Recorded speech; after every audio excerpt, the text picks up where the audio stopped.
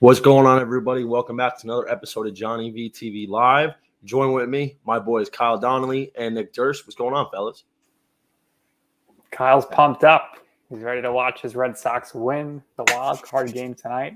Hopefully they do. Yeah, I would love to see it.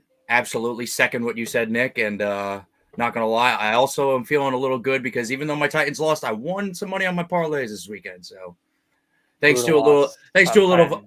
Yeah, brutal. I left the game literally right before the Titans tied it up in the fourth, so I just I had to change the voodoo. My brother-in-law was in the stadium while I was outside, so what's it called? But thanks to a little advice from JohnnyVTV, giving me the advice of +5 for the away team. Way to call it, brother. The Giants came in big this weekend. No doubt, man. I lost out on the teaser this week, under 50.5 for the Jets-Titans, because future business leader of America, Zach Wilson, decided to just play like John Elway in the fourth quarter in OT. And it would have been the under if he could have made that 3rd and 10 out route to Corey Davis, sailed it on him, and then there was a phantom fourth down DPI call that kept it going for the Titans that they ended up scoring, pushed it to OT. It was awful, dude. It was awful. 32 points in the fourth quarter in overtime for the Titans-Jets game. That's unheard of. This game had no business going over. Yeah, and listen, Zach Wilson, I've been saying it all year, this guy's a warrior. I think he's legit. He's looked the best out of the rookie quarterback so far, in my opinion here. He's taking a huge beating, and he's really the reason why they won that game.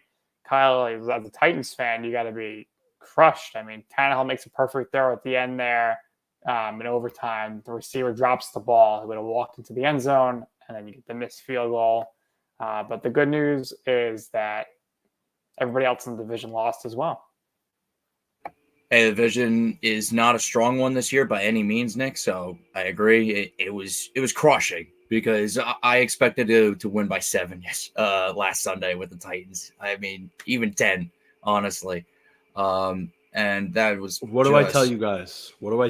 Fade the public. There was a lot of public bets on the Tennessee Titans. And you got to fade the public. That did scare me, John. It did. No question.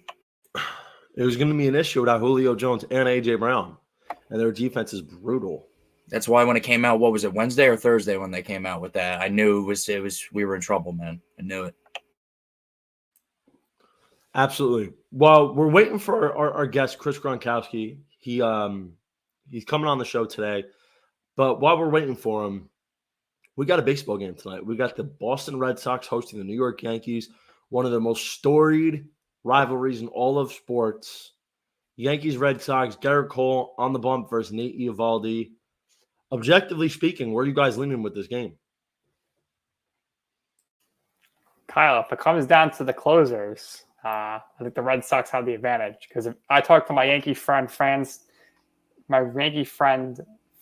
today who were shipping up to Boston for the game, and they said they do not want to see Aroldis Chapman in this game. I mean, I could see this game coming down to, Chapman comes in a tie game or has maybe the lead and gives up a home run.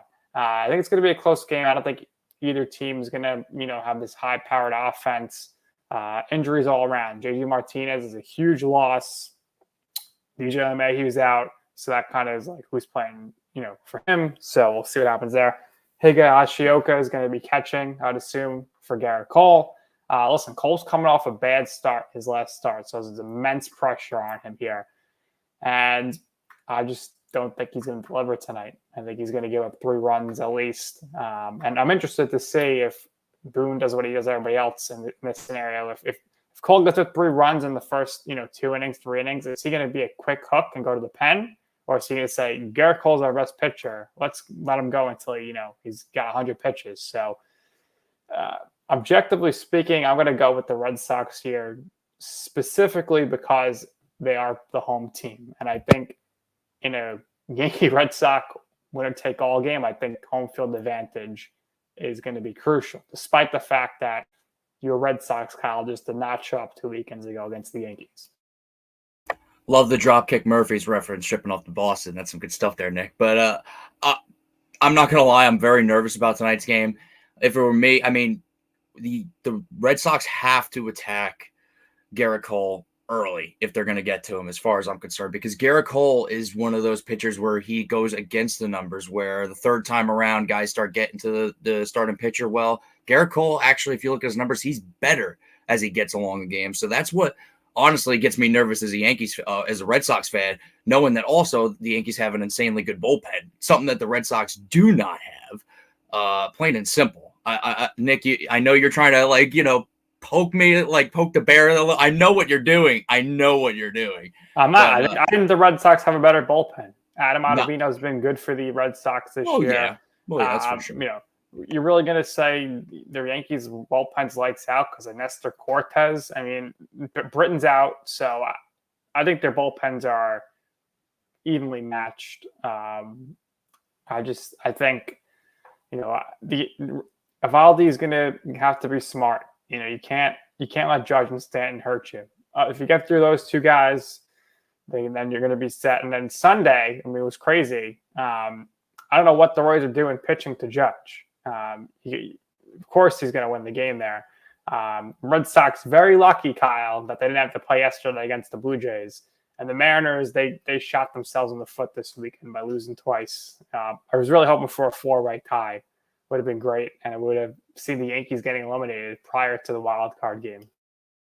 When you texted that to the group on Sunday, I was all about it. I would have loved, honestly, even though it would have been terrible as a Red Sox fan, I would have loved to have seen it just for a baseball fan's perspective, because it would have gotten really dirty and really ugly, especially with the different scenarios of teams being able to pick who they wanted to play in that scenario. Am I right with that? Or yeah, I think the Yankees picked that they wanted to play the Red Sox, so that was crazy. But so there you go. The winner of tonight's game gets the honor of being swept by the Rays, and maybe Johnny's going to be in attendance for one of those games. I'm definitely getting myself into a Rays game for the postseason. I always wanted to go to a Tampa Bay Rays postseason game. I mean, they've been one of the best teams in baseball for the last few years. They, first season with 100 wins. They find ways to win. They're not the most talented roster. They don't have any real star power. They have a couple really good guys, but they're not superstars. Like Wander Franco is going to be that guy. Like Nelson Cruz could still hit. No Tyler Glasnow anymore. I'd like to see what Tampa Bay is going to do against their AL East rival. Yeah, and I think this Tampa team, they don't have the pitching that they had last year. Obviously, they lost Snell. Not that he was great this year, but their offense. This is the best offense they've had, as you mentioned, Franco and Nelson Cruz. And don't think Nelson Cruz isn't going to play a huge role in the NLDS, in the ALDS. Absolutely. Looking forward to this playoff baseball. There's very few things better than that, but it's still football season. So let's get after it. Standard operating procedure. Let's get the reactions to week 4. Kyle, who or what stood out to you? Well, I'm going to stay home on this one. The obvious thing that stood out to me was the fact that the New York teams got their first wins of the season in relatively big fashion. If you look at it with the Jets, they get a big win at home against a Tennessee team that was riding high on a 2-game win streak, best running back in the league, and just did what they had to do. We talked about it. Julio Jones and AJ Brown being ruled out. 9-man boxes. That's basically what Derrick Henry saw all day when he was getting the ball. So it was a really tough outing for the Titans offense. Ryan Tannehill was under constant pressure whenever he did drop back. And the Giants got a big win this week on the road, 7-point dogs against the Saints, and, bring life back into this desolate Giants team that had started 0-3. Yeah, and give credit to Saquon Barkley because he is back officially. He won that game, 56-yard reception for a touchdown, and pummeling his way into the end zone in overtime to win the game. Jason Garrett in the fourth quarter playing for the tie, so they kick a field goal, which was silly, but it all worked out for them. And they got lucky. They got lucky there. But the Saints, they're going to be up and down all year. They'll look great, like they did versus the Patriots, and you're going to be scratching your head as to like how do they win, and they'll beat teams like they did the Packers. It's just wild. Yeah, no, absolutely. I would say for me, I called them out last week.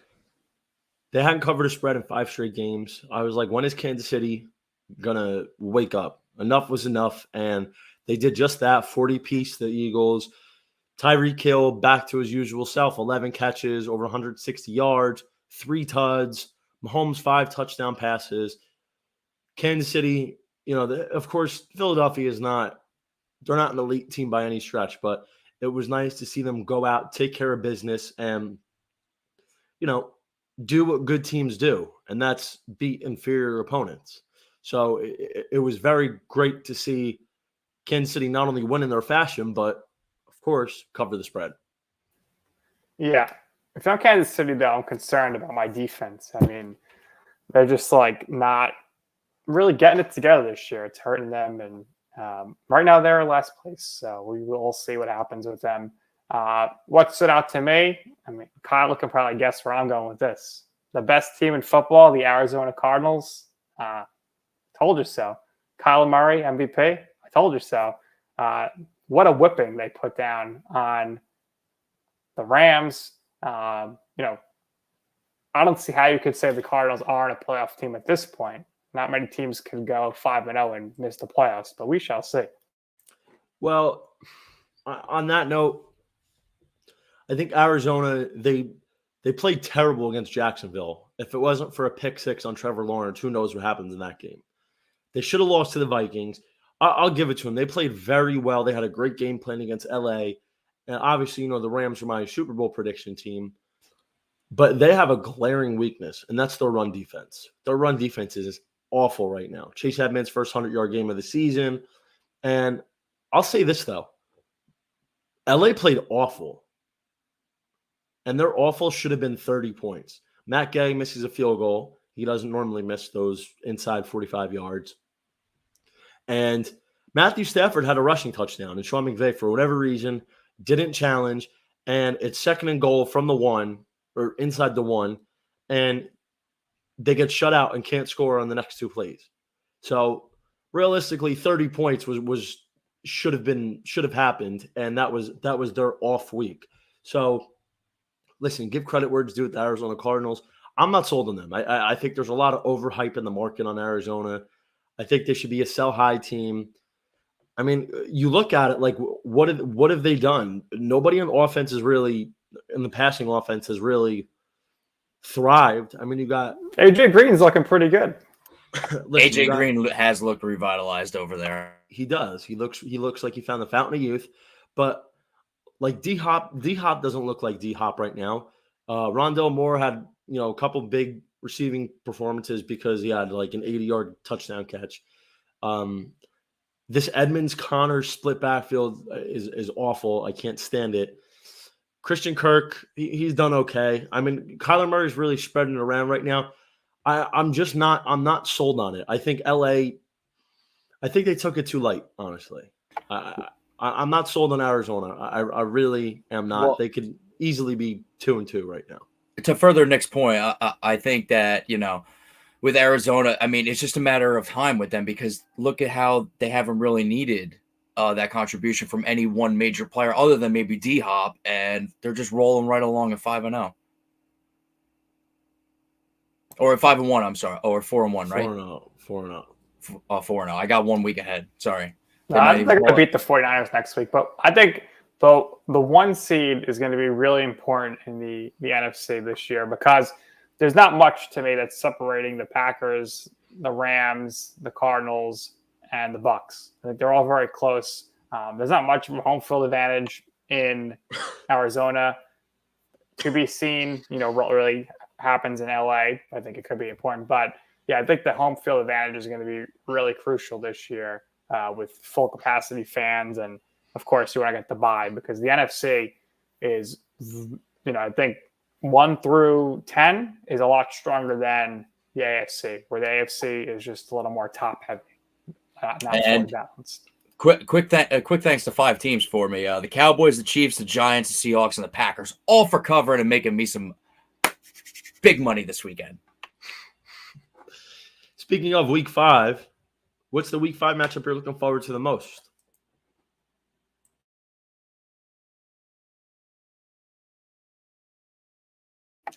Well, Nick, I think I'll let you have this one here first. All right. So I think I'm going with the Browns and the Chargers. Sorry about that, though. Kyle was taking that one.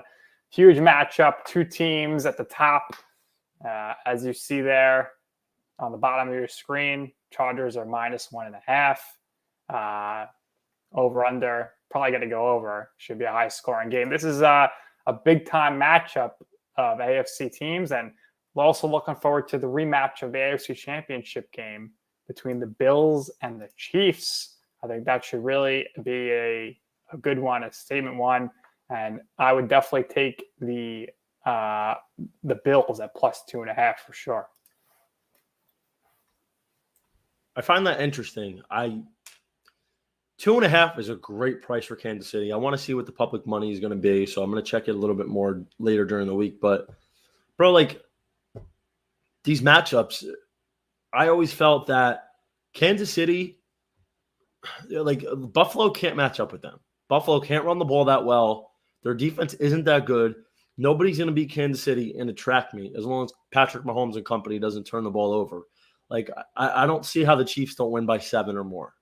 Like, I think people are overhyping the Bills. They've had a couple big wins, Miami, Houston, and Washington. They played 3 teams that aren't good, 2 that might be bottom 5 in the NFL right now. And I think there's the market that's being very overhyped on them, and I'm not sold on them. And I think people are overhyping them, so this is a great spot for me to want to smash the Kansas City Chiefs. Now I'll say this. I'm not going to feel too comfortable if 80% of the public is on Kansas City, but I don't love Buffalo. I don't think they match up well with Kansas City at all, and that's why Josh Allen's never been able to beat Patrick Mahomes. So why start now? See, I think the Bills, they did a good thing in the NFL draft, which is they literally went into this offseason playing for one game, which was that they were hoping they're going to get back to the AFC Championship game and play the Chiefs. What killed them in the AFC Championship game last year? They could not get to Patrick Mahomes, and they watched the Bucs 2 weeks later get into nonstop. And they draft Gregory Rousseau, the defensive end of Miami, with their first pick, and he's been really solid. He gets to the quarterback, and it actually could be a difference maker. But this game is going to come down to scoring. I think I would go with the over in this one. And it's just going to be, who has the ball last, who could score the most. Right now, the Bills, I think, are averaging the most points per game in the NFL. So I don't see any reason that they're going to all of a sudden be stopped by the Chiefs, who are giving up 30 points every week.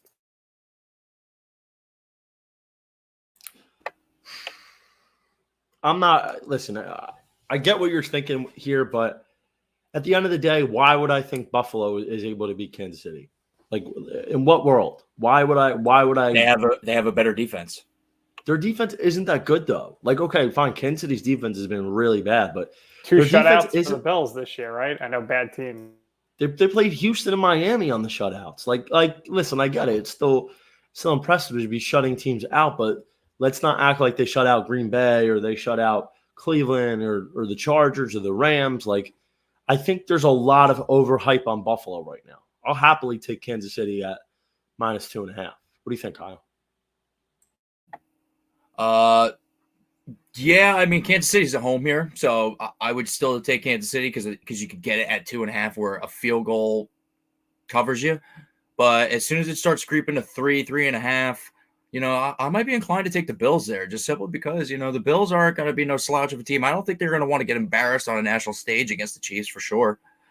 That being said, their running game hasn't really been impressive, so they need to maintain the ball in order to keep it away from, what everybody considers the best QB in the NFL and Patrick Mahomes. So look, it's a big week for the Bills. It's time to step up or get out of the damn way as far as contending with the Chiefs, because either you're going to do it now and you're going to give them something to think about come January, or you're no show. I don't even think the Chiefs are going to win the division, but what do you guys expect from Josh Gordon making his return and his debut on Sunday with the Chiefs? Is he actually going to be in the starting lineup on Sunday, or is he still going to be? He's active, so I don't know if he's going to start, but he's going to play. I would like to see how that's going to work. I mean, it's going to be tough for defenses to cover all three, and by all three, I'm talking Tyreek Hill, Travis Kelce, and him included. That's going to be really tough for defensive coordinators to game plan out. I mean, that's a nightmare, because you go and you double cover one guy and Travis Kelce. Guess what? Tyreek Hill and Josh Gordon are one-on-one on the outsides. You go and double up on Tyreek. You got Travis in the middle, and then Josh on an outside route. So it's on the other side of the field. So it's a nightmare for defensive coordinators as far as I'm concerned. It should be interesting to see how it plays out in a high-powered offense.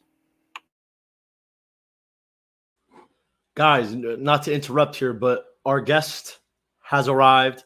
Let's bring him on. Mr. Chris Gronkowski, welcome to JohnnyVTV Live, sir. Thanks for taking the time. What's up, guys? Yo, How you doing, Chris? I'm good. I'm still recovering from that Pats-Bucks game. So it was a great game to be at, but man, it's hard to get out of that stadium. Yeah, that weather, man, that was something else. Did you just have one of those umbrella hats with you all day?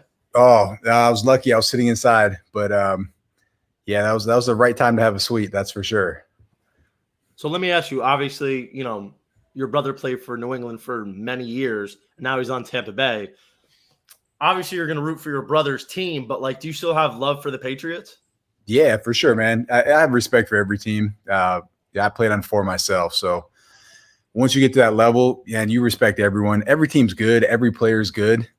People ask me all the time, like, man, do you think this college team would beat an NFL team? I'm like, there's no chance, man. You don't realize how hard it is, and how good you have to be at that level. So I have respect really for every team.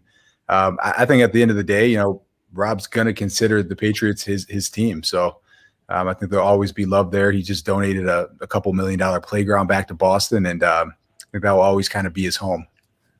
That's great, man. So obviously that game, they were really accepting of him Sunday night, with the crowd and everything. The same way they were for Tom. I mean, obviously Tom's going to get a little more of the glory with the chanting and everything, but I'm sure they were just as gracious for your brother.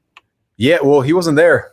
He missed the game, man. So he wasn't even on the sidelines? No, so he was hurt. He didn't travel, and I don't know if he was able to travel. He had the punctured lung, so I don't know what the status is there. But yeah, he was at home. That it was definitely the game he wanted to be at, and injuries, you gotta stay back, man. They won't travel you. So what happened? Quick healing for him, hopefully. Yeah, hopefully. Yeah, it's an injury that you really can't do anything for. It sucks, man. I don't know if you've ever pulled a rib. Just pulling a rib sucks. Breaking one and fracturing a couple. I cracked one in a rugby game one time. It was not fun. Yeah, man. It just a whole different feeling. But I just pulled a couple and I couldn't even move. So I don't know what it's like to break them. So what happened? Your brother took a shot. He took a shot against the Rams a couple weeks ago. And it looked like initially he just got the wind knocked out of him. It looks like he went 10 rounds with Batman. And somehow he manages to come back onto the field. So I'm like, oh, okay. Maybe got the wind knocked out of him. He's coming back on the field, finishing the game. Tampa Bay's trying to come back on the Rams. And it looked like he was probably going to play. There's no way he's missing the game against the Pats. But then it comes out that he's got a broken rib and a couple fractured ones. And how was he able to just get back on the field against the Rams? Was it adrenaline, or they just give him up a cortisone shot?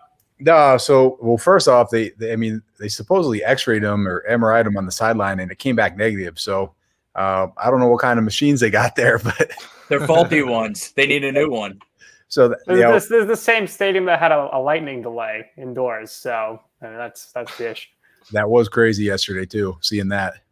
That was next level. I never heard of indoor lightning delays either, but they cleared him. So he went in. They I think it was an X-ray or an MRI, but either way they did it. It was negative. Brought him back on the field. He himself is crazy for doing it because you could tell watching him that he couldn't even really lift his one arm up. He's trying to one hand everything, and then he catches a ball and it takes another hit. I'm like, man, this kid's out of control. But it is adrenaline. Like once you stop, you're done. Though I've had injuries where I played through a torn pec.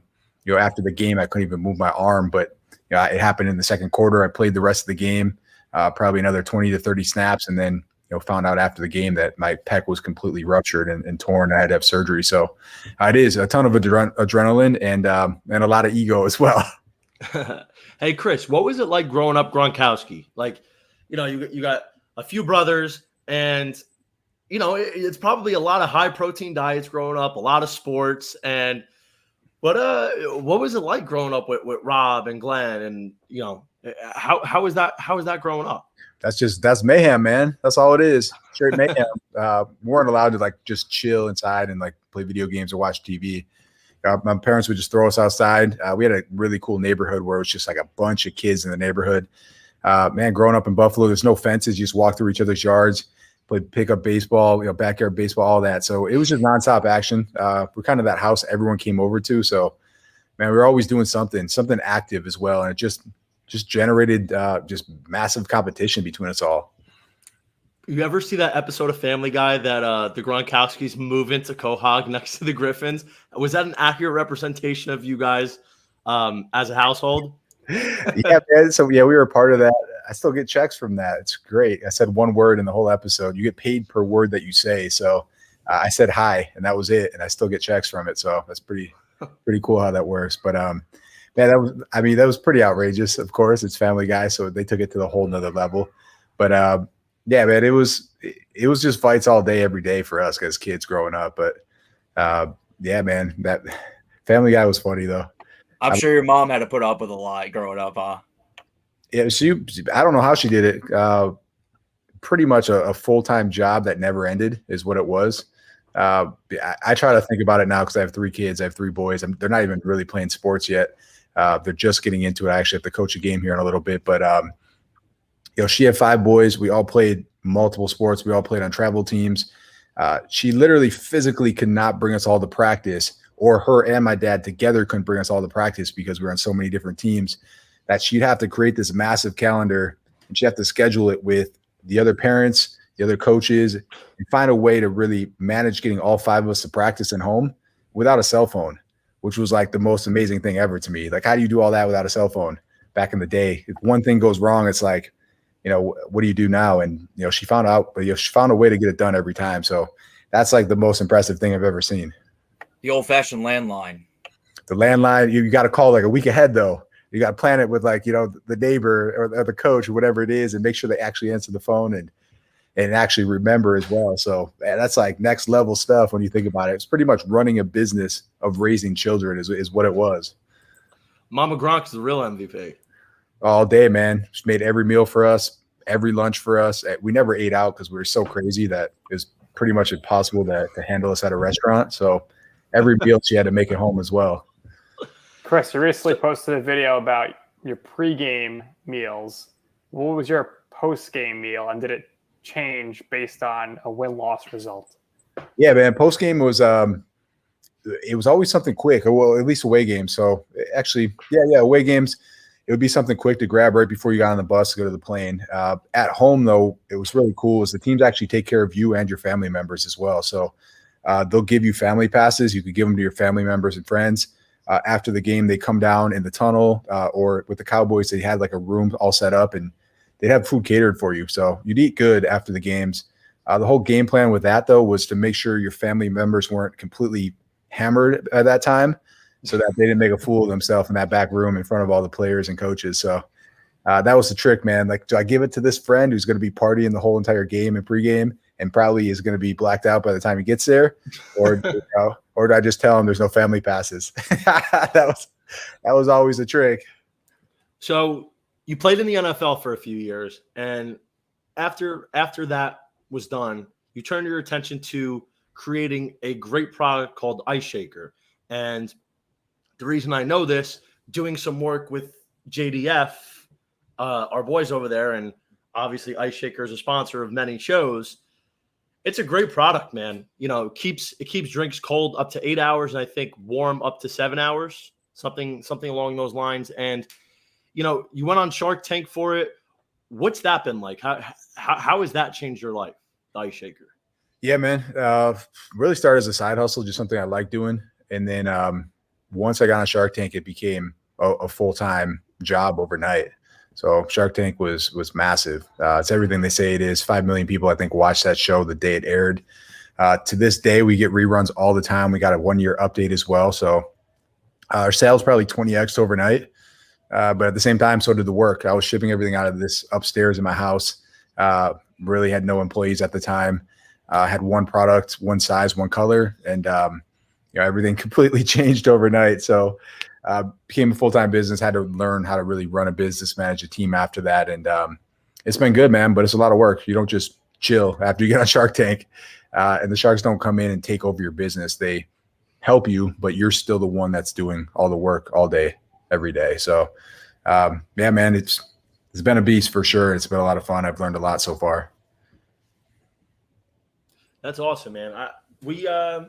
Listen, you're still a big fan of football. We got some matchups. So we have a great NFC West tilt on Thursday between the Rams and the Seahawks. Rams laying 2.5 at Seattle. Russell Wilson is 9-0-1 straight up on Thursday night games in his career. 9-1 straight up, 9-0-1 against the spread. Who you backing? LA, man, or Seattle? That's why it's only 2.5. Makes sense now. It was 1. Really? Bank on Russell Wilson, baby. That's it. It's incredible, man, because when you see stats like that, when guys just show up on Thursday nights, you can't bet against that, man. You got to go with history on that. You have to go with that play. You got to take the Seahawks in this one. I mean, I've learned that way too many times. So for whatever reason, some guys on certain days, short weeks, whatever it is, just know how to bounce back on them. And apparently Russell Wilson knows how. So he also likes to show up in the limelight, man. Every time he's on prime time, he seems to do really well. Now, Chris, real quick. Now that you've played in professional football and whatnot, now you see the line here, right? Like, imagine you're a Seahawks player. Is that something that you guys look at in the locker room? Is that bulletin board material for you guys, or is that something you really don't give a lot of pay attention to? No, you don't look at it, and I purposely think they don't show you that kind of stuff just because the last thing they want any guy to think about is betting. So if it's, I mean, that's like the one major thing that if you ever did that or got caught or bet a game or anything like that, you're done, man. So me personally, I never even looked at lines. I didn't even really realize how big gambling was until I stopped playing. And then realized that that's people live and die for that, and you don't want to mess with that stuff. So I don't think a lot of guys even look at the spread for the most part, but I could be wrong. I never saw them like pass around or say like, hey, we're 14-point underdogs this week or anything like that. Like the spread was in the locker room was never mentioned. Right, but more of like a public opinion type of thing. Like nobody believes in us, you know what I mean? Like some motivational stuff like that. Yeah, for sure. Like I've seen it. Like I'll look it up personally myself and be like, damn, like they think they're gonna smoke us like this week, kind of thing. But yeah, for the most part, it wasn't used as a tool in the locker room, at least, like from the coaches or anything like that. Chris, let me ask you a question. So obviously, I'm sure your brother is your favorite player, but after Rob Gronkowski, and I'll call it Tom Brady as well, who's your favorite player in the NFL? Man, I like watching everyone, man, for the most part. But anyone who just is like absolutely next level killing it is like tons. I have a ton of respect for. So for the most part, like when I'm watching games, I'm watching fullbacks for the most part, just because I was one. So that's kind of. So you gotta love Kyle Juszczyk. Yeah, man, I'm jealous, man. He gets all these passes, gets all this action. I'm like, man, I wish I had that type of job when I was playing. Mine was just straight blocking, and that was it. So, ton of respect for the fullback position. That's usually what I'm keying in on for the most part. But, man, anyone who makes it to that level and then shows up and just like crushes it in the game, I'm like, wow, man, like that guy's absolutely balling out at this point. So, I have a ton of respect for every team and every player, man. Because once you do it, you get to that level, and then guys make it past 2, 3, 4, 5 years. You're like, dude, that guy is next level right there. Because just being there for just a year is tough. So let me ask you, what your brother retired for a couple of years. He had a storied run in New England, and Tom Brady leaves New England after 20 years, comes down to Tampa. And your brother just said, all right, I'm following him. I'm coming out of retirement. And I think I heard the story because he told it on Fox Sunday Countdown, Fox NFL Countdown. I think last year or 2 years ago, he he vetoed a trade to the Lions or something along those lines. He's just like, nah, man, I'm done. I'm retired. Because they were going to trade him to Detroit, and obviously didn't want to go there, and retires, and then comes out of retirement and joins TB12. How did that whole thing unfold? Yeah, so no, they tried to trade him the year before that he retired. So tried trading him. He said, if you trade me, I'm retiring. So they didn't trade him. He blocked the trade, came back, they won the Super Bowl. So after that, then that's when he retired and announced his retirement. But no one knew about the Lions thing until probably a year or two later when that finally came out. So I don't know how he got to Tampa. I think Tom kept calling him and asking him if he wanted to play, but I personally didn't think it was going to happen. He was beat down pretty bad, a lot of surgeries, and it showed. We did stuff in the off season where we were doing these obstacle course races through stadiums. We had this whole event until COVID hit and completely destroyed it. But I was crushing them in every event. So I was like, man, this kid must be beat up pretty bad when I'm absolutely smoking him in these races. So and he was, and I think it took a lot to get him out of retirement. He had to get healthy. That was the big thing. And then after that, he had to get cleared. He wasn't even cleared. Then he had to get traded. So it was like, there's a lot of obstacles in front of him to even be, get back to the league itself. And I don't think that he even knew really until maybe a couple months before it that he wanted to come back. I think Rob being on that high of a level, I think he really missed it, and he probably also didn't want to be working for Vince McMahon anymore. That's just my opinion. Man, yeah. Were you guys going to be at WrestleMania if there were fans there? So this year or the year before? The year before, when Rob was the host. You were going to be all involved. Yeah. We had there was actually a pretty decent script written out at one point that just never happened due to COVID and then I'm also coming out of retirement. So I might have actually made it onto the stage myself at one point. But yeah, the rumors were, Mojo was going to turn on Rob and they were going to have a big match in Boston at SummerSlam. Yeah, that would have been epic. And then the rumors were the Gronk bros might have to come in and rescue him. I'm not sure. Yeah. British Bulldog style and Hart Family Foundation. Yeah, man. So it could have got pretty interesting, but yeah, I think he made the right choice in coming back. Yeah, the 24/7 champ, Red Zone Robbie G. I think he was going to obliterate the tight ends touchdown record this year, but hey, there's with these big hits. Still a chance. It's he'll probably be out a couple games, but you start with 4, you're looking pretty good still. Well, not only that, to your point, Chris, I mean, there's also a lot of weapons around Rob. Rob is not nearly as blanketed as he was in New England because he's got Antonio Brown on his outside. He's got Mike Evans. He's got Chris Godwin. He's got plenty, even O.J. Howard at his own position, he's got next to him. So it's just there's a lot where no defense can really focus in on your brother. Yeah, he's got man coverage now. It's the greatest thing ever for him. So being double teamed every time. If he can get man, that's all you need. So they can't double cover everyone like they used to in New England. So he's got a chance to score a lot of touchdowns this year, and I think we'll see a lot more out of him once he comes back. And he looks healthy. Obviously he took one hit that has taken him out for a few games, but other than that, he's flying out there. So I expect him to come back and do some big things.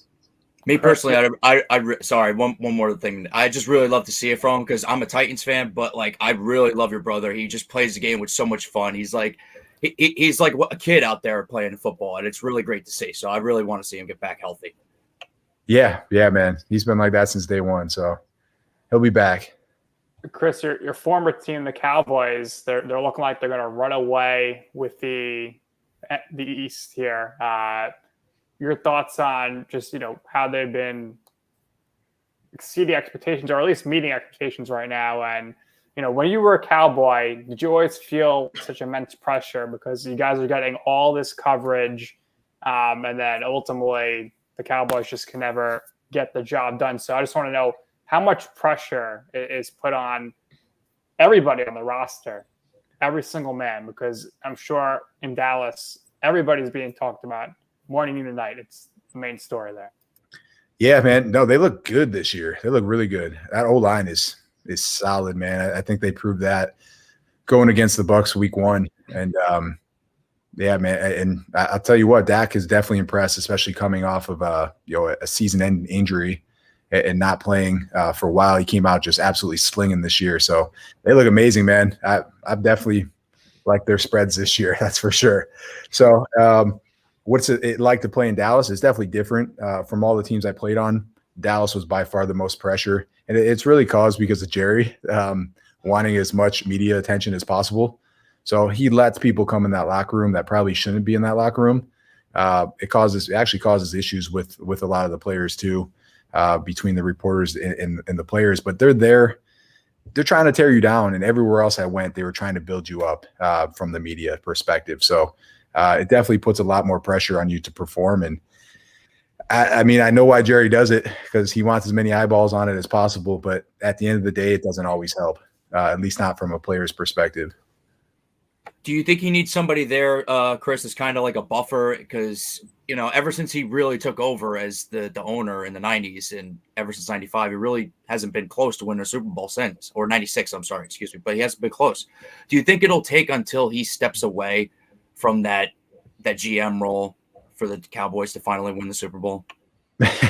Man, I don't know, man. It's hard to tell. He doesn't really affect the team like everyone thinks he does. He's not in there, in people's faces, like it's kind of made to seem. He is around for sure. I never got the impression that he was, controlling the team or the coaches or anything like that. He'd show up at practice every once in a while. He'd definitely be there on game day, and he'd come down in the locker room. He talked to some of the players, but it wasn't like he was running the day to day and really, demanding the control of the team like people think it is. So, I don't think so, man. It's just hard to win in the NFL at the end of the day is what it comes down to. You have to get super hot at the right time and have the right guys healthy at the right time and just go on a run, man. That's what it comes down to. So it's hard to do. It's very hard to do. So, I mean, they could easily do it this year. If they are healthy at the end of the year, everyone's hitting at the right time. They have the talent there to run the table for sure at the end of the year. And if that defense gets better and better every week like they're going to, I think. For sure, man. And you see it every year. Like the Giants are the best example. They won 2 Super Bowls, just decent seasons. They just get into the playoffs, and then they're healthy. They and then they run. Baltimore did it to us in 2012 when I was with the Broncos. They beat us on this Hail Mary at the end of the game. They go on to beat New England. They had a decent season, but they just all got healthy at the right time, and they made a run. Kind of like the Bucs last year. Yeah, Bucs are the same thing. You see it over and over and over again. It's just building that chemistry up, hitting at the right time, and everyone just being healthy at the end of the year is what really matters at that time. So you see it all the time. Does the Cowboys have the talent to do it? For sure. It just got to all kind of come together at the right time. Who do you see the Bucs defeating in the Super Bowl this year? Man, I could definitely see a rematch. They got to get there first. I like their little path last year, and they always did that with the Patriots too. Like whenever they started slow and everyone just started talking trash, that was always the season they ended up going on and winning the Super Bowl. So sometimes a couple losses early on help. It really helps, get you through adversity and build that chemistry with your team. So first they got to get there, man. It looks like there's some good teams this year, some really good teams this year. So if they get there, it could be a repeat. I don't know, man. Chiefs struggling a little bit right now, but I think they're going to bounce back as well. And again, really, really comes down to the end of the season, who's healthy and who's not. I actually had the boys know this, but last March I put in a futures bet for the Bucs to win the whole thing. So I would have too, man. You were getting some good odds too. It sucks because I had it at plus 3,500 because that's right when I heard Tom Brady was coming down, and I was like, I'm not sure yet. So let me wait a little bit. I waited half a day, dropped all the way down to plus 2,600. But at the end of the day, I still came home, and it was a huge one. And ironically, I moved down to Tampa in January, so I've been living here since January, and coming down here, the Super Bowl, it was crazy. You couldn't get within 5 to 6 blocks of the stadium on any side. Yeah, man. So that futures bet's dangerous though, because When's the last time a team repeated? That's why I have the Rams this year. Oh, you do? Oh, I thought you said the Bucs. Oh. No, no. Last year I have. He likes to hedge it. He likes to hedge his bet, Chris. Okay. Yeah, no. So the reason I put the Rams this year was because aside from winning back-to-back Super Bowls, which is so difficult, it's hard enough just to get back there. Like it's so difficult. Even if you have a quarterback like Tom Brady, it's just so difficult. And like in my opinion, there were only 3 teams that really had a realistic shot of winning the Super Bowl out of the NFC. The Packers, which I think the Rams and the Bucs are way better than. So it really comes down to the Bucs, Rams, and I don't know. The Bucs, I just couldn't see running back, and I really liked Stafford coming into LA. So I actually did a Browns-Rams matchup. So I'll be a rich man if the Rams beat the Browns in the Super Bowl, I'll be a very rich man. Hey, well, the only person that's repeated, man, the last time they repeated was 2003 with Tom Brady, right? That's true. So it's possible, but that's tough. When are we getting you down to Tampa? When am I coming down? I haven't scheduled a game yet, but I'll probably come. I'm thinking maybe the Giants or the Bills game. So Rob's probably going to be out for a while. So those are probably the next games that make sense. You let me know. When you come down. We'll get after it. Oh, you'll know when I'm there. Chris, I think January 4th you got to go to MetLife to see the Bucs beat the Jets by like 70 points. Yeah, man.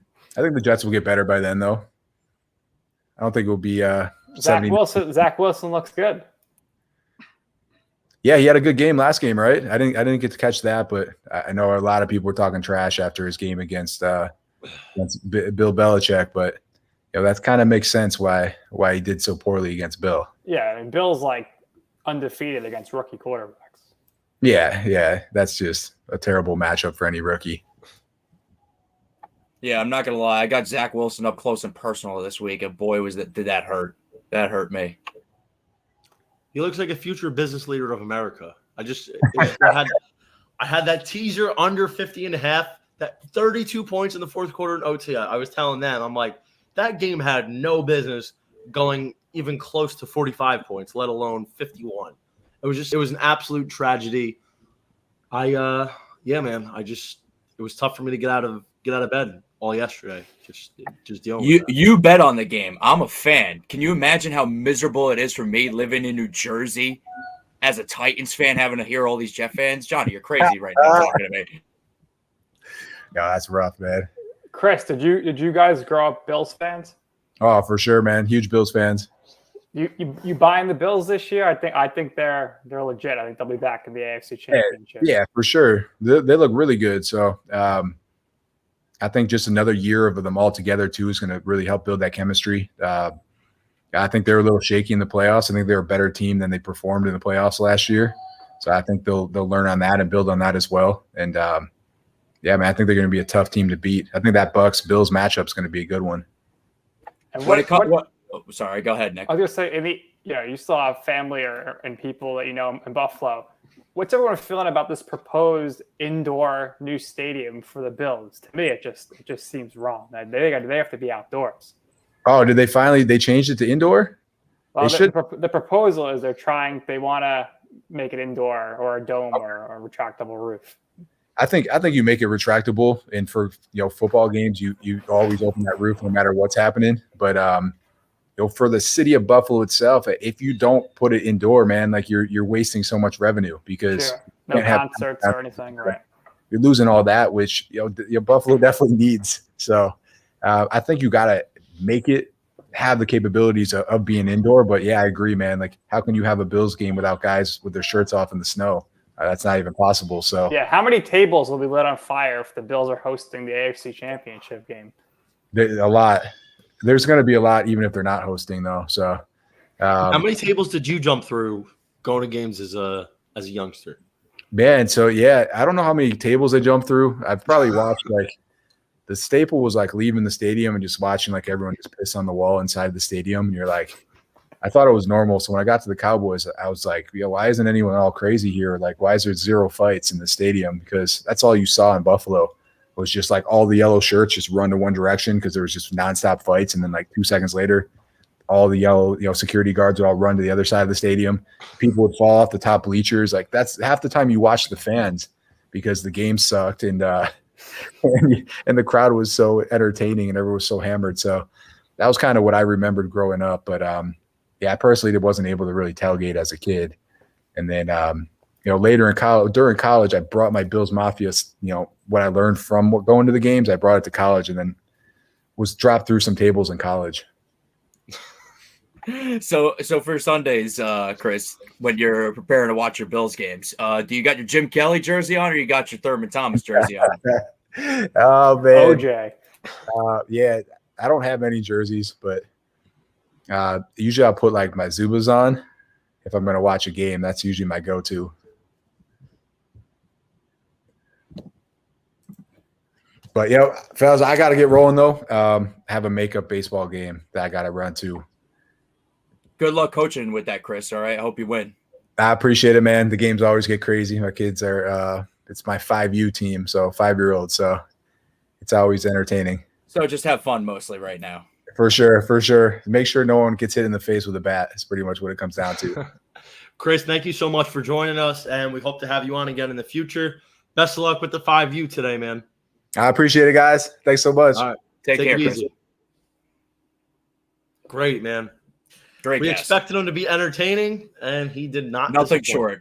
short. Nothing short of. So we touched on all the games now. Of course, let's get back to Gambling Guinea's best betting trends of Week 5. We're going to start it off with a little 2-team 6-point teaser. I'm going to take the Dallas Cowboys -1. Listen, they're doing well right now, and I'm not going to sit here and knock them. I'm not a big believer in them, but I think that they should be able to beat the New York Giants, even coming off an impressive win by at least 2 points. Next, we have the Minnesota Vikings -1.5. Same kind of story here. They should be able to honestly beat the Detroit Lions by at least 7. Coming off a bad loss against Cleveland where they didn't even get to 10 points, which is honestly a travesty, even against a good Cleveland defense. They should take out their frustrations against the Detroit Lions defense that had no aspirations of winning against the Chicago Bears. Kirk Cousins was on fire the first 3 games. I think he's going to get back to business against Detroit. Your Honor, no objections. And now for the Red Sox fan himself, we have the emerging players of the night brought to you by Emerge Sports Group. Our boy Jahen. Kyle, take it away.